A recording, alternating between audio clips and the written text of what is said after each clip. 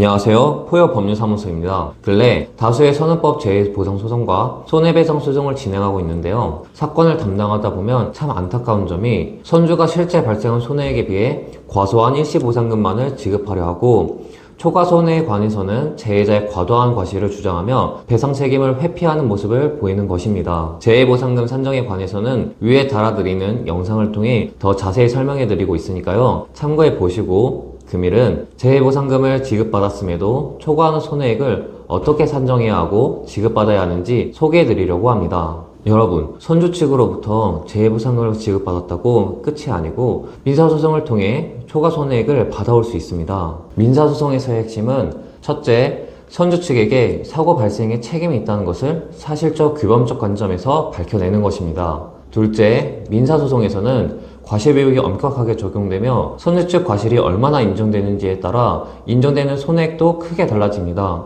따라서 과실 부분에서의 유리하게 인정받는 것이 중요합니다. 셋째, 손해배상액 산정함에도 재해자의 노동력 상승률이 제대로 판단되었는지 일시수입, 향후치료비, 개우비, 보조급이 등 각 항목마다 누락되는 것이 없이 산정되었는지를 꼼꼼하게 검토하여 주장하여야 합니다. 금일 소개해드린 사례는 약 1억 9천만 원의 재보상금을 지급받은 후 손해배상 청구 소송을 통해 약 2억 원을 더 지급받은 사례로 부산고등법원에서 2021년에 선고한 재보상금 청구 소송입니다.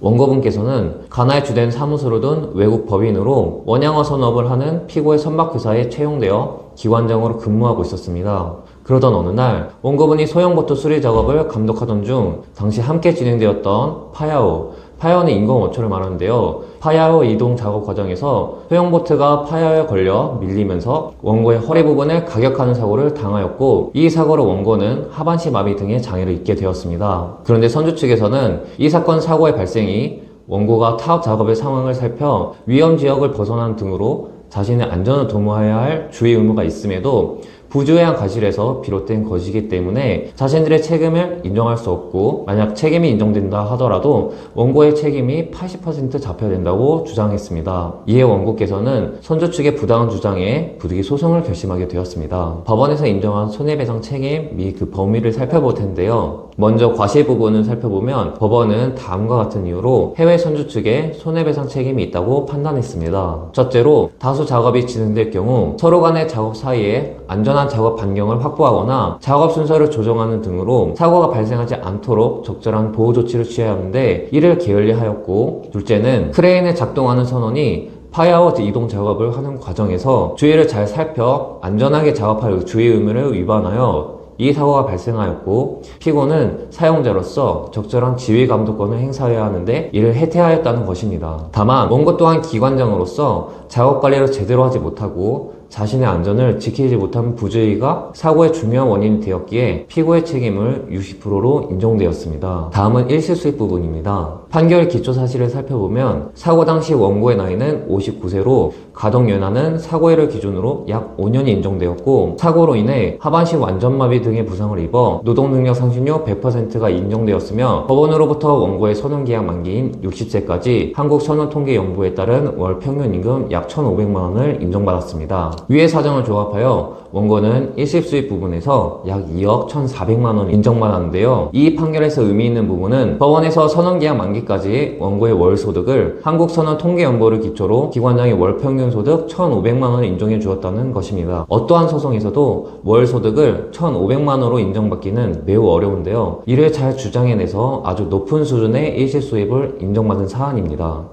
선언재해보상 전문 변호사님의 핵심 역량이 잘 발휘된 사건으로 보입니다. 치료비는 기왕치료비와 향후치료비로 나뉘는데요. 기왕치료비에 대하여 원고 측에서 일시보상금 수령 이후 약 800만원 정도의 치료비를 추가로 지출한 사실이 확인되고 향후치료비에 대하여 성형외과 부분에서 약 400만원, 재활의학과 부분에서 약 1,600만원이 인정되어 총 약 2,100만원을 인정받았습니다. 보조금 비용은 다음 표에 보시는 바와 같이 법원의 신체감정 촉탁 결과 향후 여명기간 동안 400만원 상당의 휠체어, 45만원 상당의 욕창방지용 방석, 60만원 상당의 목욕의자, 100만원 상당의 침대 매트릭스를 인정받아 약 1,300만원을 인정받았습니다. 개요비 부분에서는 법원은 원고의 2차 수술 회복 기간까지 약 1일 8시간의 개요가, 그 이후부터 기대여명일까지 1일 6시간의 기호가 필요하다고 판단했습니다. 이에 따라 계약비용비는 약 1억 5,900만 원을, 향후 기여비는 약 3억 원을 인정받았습니다. 위자료 부분에서는 원고의 나이 및 직업, 효의장의 부위와 정도 등 모든 재반 사정을 참작하여 6천만 원을 인정받았습니다. 만약 여러분들께서 혹은 가족이나 지인분들이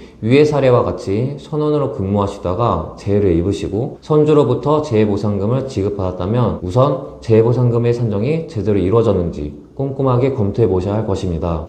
무엇보다 선박 소유자 측의 과실이 단 1%만 존재하더라도 재해보상금 수령 이후 별도의 손해배상 청구가 가능하므로 이 부분 절대 놓치지 않으시길 바랍니다. 저희 포효법률사무소 홈페이지, 블로그, 유튜브를 참조하시면 선원재해 사건 승소 사례를 확인하실 수 있고 교통사고 보험 산재 분야에서 굵직한 성과를 이끌어내왔음을 확인할 수 있을 것입니다.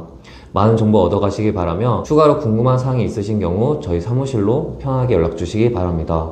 감사합니다.